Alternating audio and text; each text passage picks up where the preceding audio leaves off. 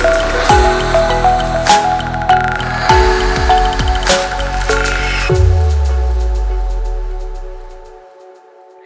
guys, let's get started with Amazon S3 Glacier.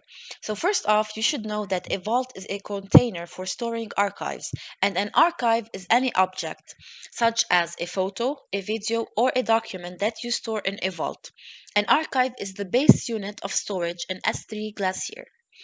So first off, let's get started by logging into the S3 Glacier console.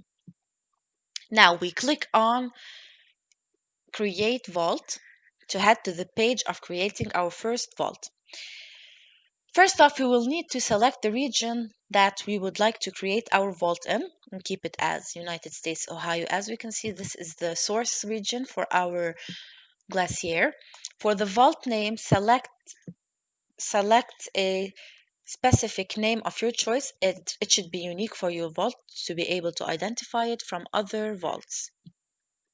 So let's go with example vault as our first vault name. Example vault. And we click on the next step. Now for the next step, we could either click on do not enable notifications if we'd like to getting started without configuring notifications for our vault.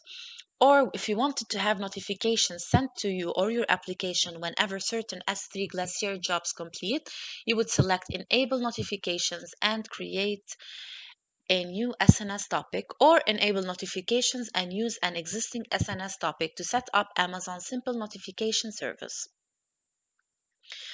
In subsequent steps, you upload an archive and then download it using the high-level API of the AWS SDK. Using the high-level API does not require that you configure Vault notification to retrieve your data. So for this tutorial, let's go with do not enable notifications. And we click on next step. In this step, we review all of our previously stated information.